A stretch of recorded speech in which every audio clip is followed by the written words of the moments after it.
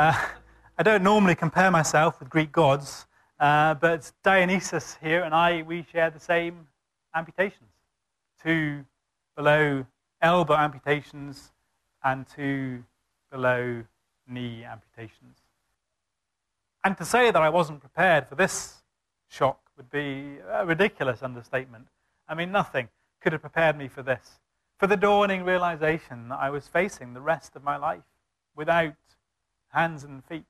To begin with, the prospect just seemed too appalling to even contemplate.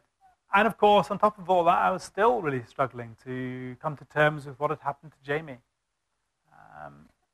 But in the end, it was those emotions relating to Jamie which actually helped me to come to terms with what had happened, because it was through thinking about him that I came to realize that the most important thing was that I was still alive. I'd been given a second chance. Jamie, who had so tragically died up there on the mountain, hadn't been so lucky, hadn't been as fortunate as me, hadn't been given this second chance.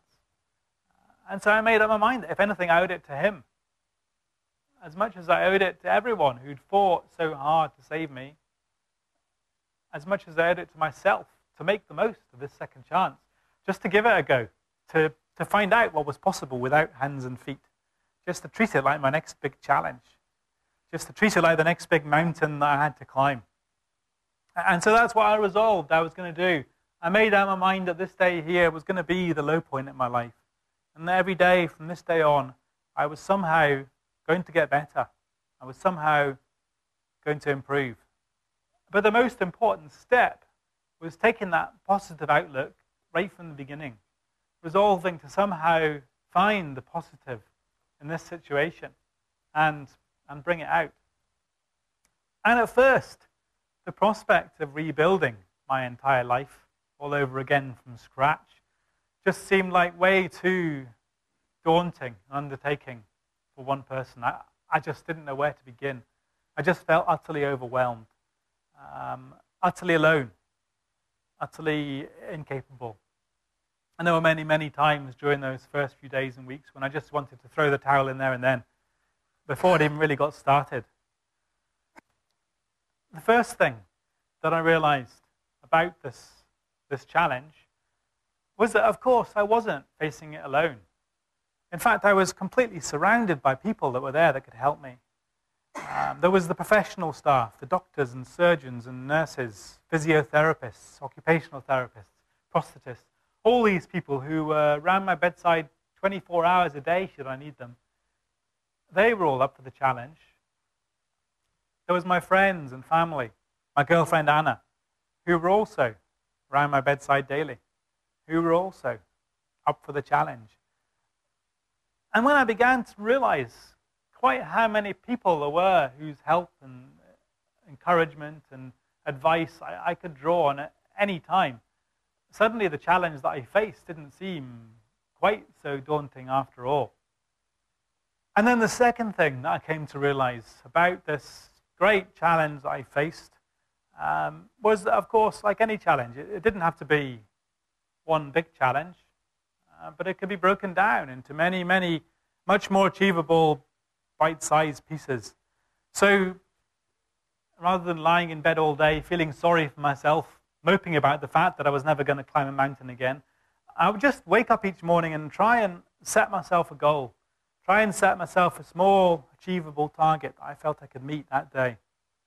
And I would just say to myself, well, okay, yesterday the nurses had to brush my teeth for me. Well, today I'm going to do that myself. And I don't care whether it takes me an hour or 2 hours or all day, because I've got all day.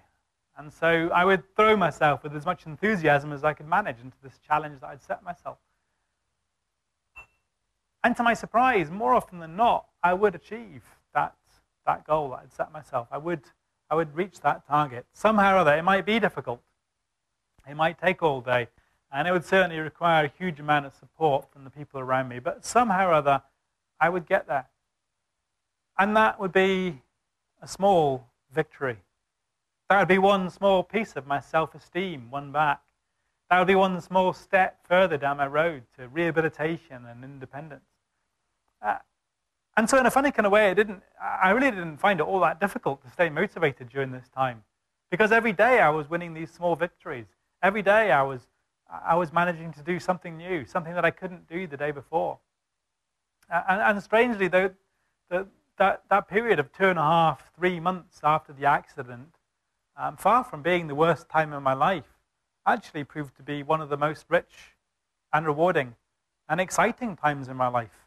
For just that reason, that every day I was going to bed, having managed to do something that I couldn't do the day before.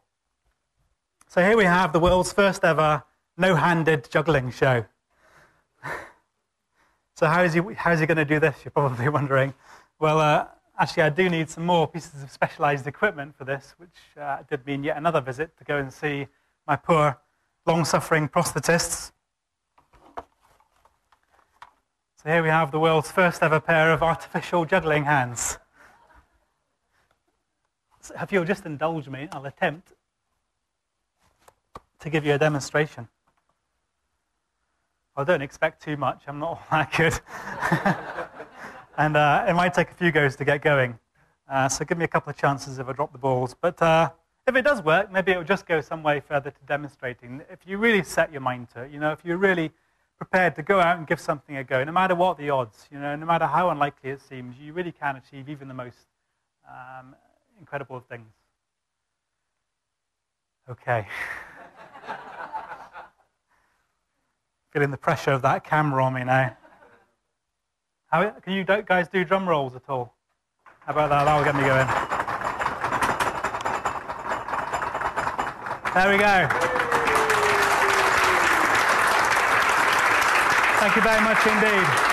You don't